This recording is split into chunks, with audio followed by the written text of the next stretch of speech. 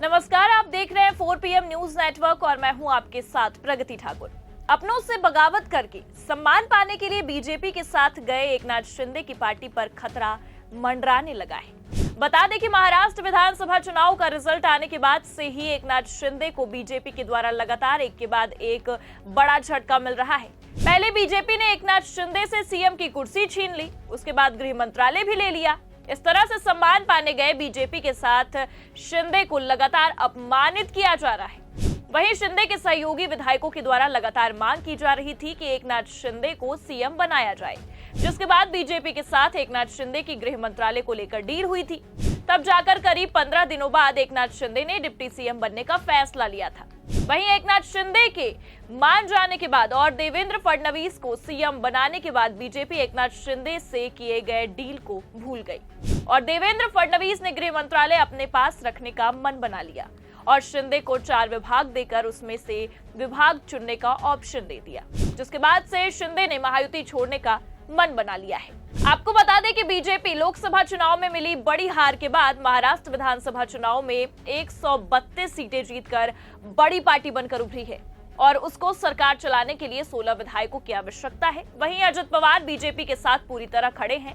ऐसे में बीजेपी एकनाथ शिंदे को ज्यादा भाव नहीं दे रही है। वहीं अजित पवार बीजेपी पर इसलिए इतना मेहरबान है क्योंकि बीजेपी ने अजित पवार को 100 करोड़ के घोटाले में क्लीन चिट दिलवा दिया है और अजित पवार के हाथों में राज्य का वित्त विभाग सौंपने का ऐलान कर दिया है और एकनाथ शिंदे को किनारे लगा दिया है।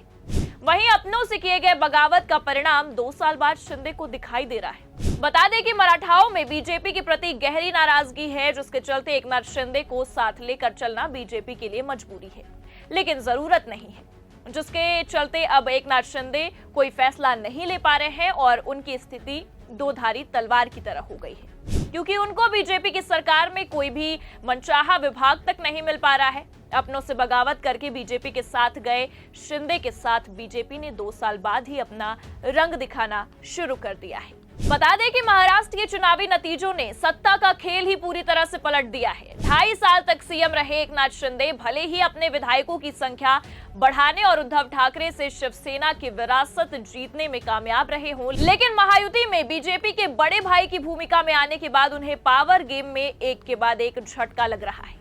शिंदे ने पहले सीएम की कुर्सी गंवाई और अब गृह मंत्री बनने की मुराद भी पूरी होती नहीं दिख रही है, जबकि अजित पवार के खाते में वित्त विभाग जाना लगभग तय माना जा रहा है।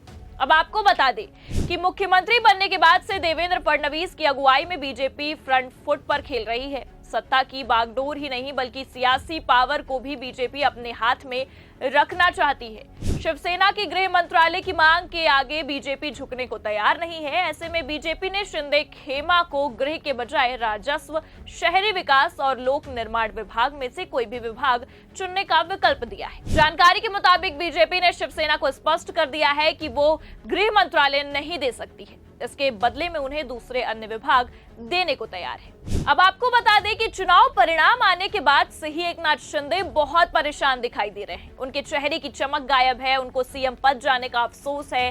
सीएम कुर्सी जाने के बाद से वो परेशान चल रहे हैं, जिसके चलते उनको अस्पताल में भी भर्ती होना पड़ा था। वहीं काफी मान मनोबल के बाद एकनाथ शिंदे ने डिप्टी सीएम का पद मंजूर कर लिया और डिप्टी सीएम पद की शपथ ले ली, जिसके बाद गृह मंत्रालय की मांग कर दी।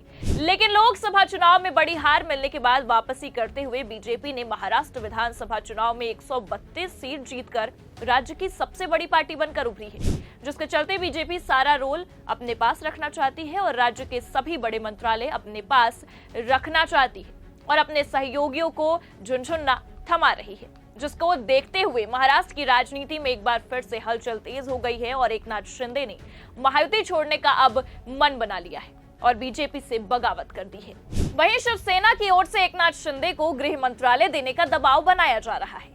गुलाबराव पाटिल, संजय शिरसाट, भरत गुगवेल समेत कई शिवसेना नेता शिंदे को गृह मंत्री बनाए जाने की वकालत कर रहे हैं, लेकिन इस पर बीजेपी तैयार नहीं है। देवेंद्र फडणवीस ने एक न्यूज चैनल को दिए इंटरव्यू में कहा कि केंद्र में बीजेपी की अगुवाई में सरकार है, केंद्रीय गृह मंत्रालय बीजेपी अमित शाह के पास है। ऐसे में गृह मंत्रालय का पद सत्ता की बागडोर संभालने वाले पार्टी के पास होने से समन्वय आसान हो जाता है। देवेंद्र फडणवीस ने 2014 से 2019 तक मुख्यमंत्री रहते हुए गृह मंत्रालय अपने पास रखा था। इस दौरान उन्होंने कई अहम और सुधार भरे कदम भी उठाए थे। फडणवीस सरकार द्वारा की गई पहल से पुलिस बल को एकजुट करने में मदद मिली थी। शिंदे के 2.5 साल के दौरान भी गृह मंत्रालय फडणवीस के पास था। बस यही वजह है कि फडणवीस हर हाल में इस विभाग को अपने पास रखना चाहते हैं। इसके लिए अन्य महत्वपूर्ण विभाग का विकल्प शिवसेना को दिया है, लेकिन शिंदे खेमा गृह मंत्रालय की मांग पर अड़ा हुआ है। ऐसे में बीजेपी शिंदे को राजस्व, शहरी विकास और लोक निर्माण जैसे विभाग का ऑफर दे रही है। महाराष्ट्र में 1995 से पहले ज्यादातर समय गृह विभाग मुख्यमंत्री ने अपने पास रखा। 1995 में जब राज्य में बीजेपी शिवसेना की सरकार बनी तो पहले मनोहर जोशी, फिर नारायण राणे सीएम बने थे। ऐसी स्थिति में गृह विभाग का जिम्मा बीजेपी को मिला था। गोपीनाथ मुंडे गृह मंत्री थे। इसके बाद जब राज्य के सीएम विलासराव देशमुख बने तो कांग्रेस ने गृह विभाग एनसीपी को दिया और छगन भुजबल ने गृह विभाग संभाला। कांग्रेस से सुशील कुमार शिंदे और विलासराव सीएम रहे तो एनसीपी नेता आरआर पाटिल गृह मंत्री बने थे। अशोक चौहान ने सीएम रहते हुए एनसीपी नेता जयंत पाटिल और फिर पृथ्वीराज चौहान के कार्यकाल में फिर आरआर पाटिल गृह मंत्री रहे। 2014 से 2019 तक फडणवीस ने सीएम रहते गृह विभाग अपने पास रखा। उद्धव ठाकरे के सीएम बनने से पहले ये विभाग एनसीपी के पास गया और पहले अनिल देशमुख और बाद में दिलीप वलसे पाटिल ने गृह विभाग संभाला था।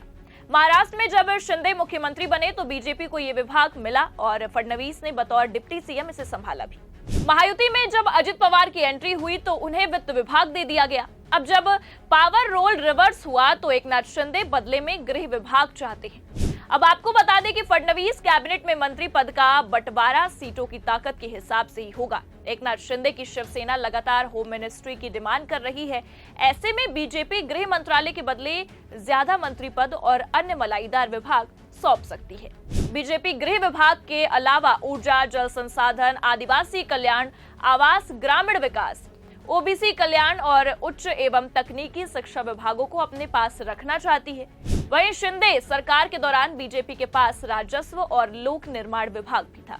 शिवसेना शहरी विकास को अपने पास रखती है तो राजस्व, लोक निर्माण विभाग बीजेपी के पास वापस आ जाएगा। हालांकि शिवसेना को उद्योग, स्कूली शिक्षा, स्वास्थ्य, जलापूर्ति और स्वच्छता, लोक निर्माण, सार्वजनिक उपक्रम, अल्पसंख्यक विकास और वक्फ बोर्ड विकास अपने पास रखती है तो उसको मराठी भाषा पर प्राथमिकता मिलेगी जो पिछली सरकार में उसके पास थी। अजित पवार की एनसीपी ने संकेत दिया कि वो यथास्थिति बनाए रखने में सहज है। वो आवास विभाग की मांग कर रही है। एनसीपी जिन प्रमुख मंत्रालयों को अपने पास रखना चाहती है उनमें वित्त, सहकारिता, कृषि, स्वास्थ्य और उच्च शिक्षा, साथ ही खाद्य एवं औषधि प्रशासन और महिला एवं बाल कल्याण शामिल है। शिंदे की करीबी संजय शिरसाट ने कहा कि शिंदे अमित शाह से इस बारे में बात करेंगे। ऐसे में देखना है कि शिंदे का क्या सीएम की कुर्सी गंवाने के बाद गृह मंत्रालय संभालने का सपना भी पूरा नहीं हो पाएगा या फिर एकनाथ शिंदे को महायुति छोड़ना ही पड़ेगा। ये तो आने वाला वक्त ही तय करेगा, लेकिन फिलहाल के लिए इस खबर में इतना ही।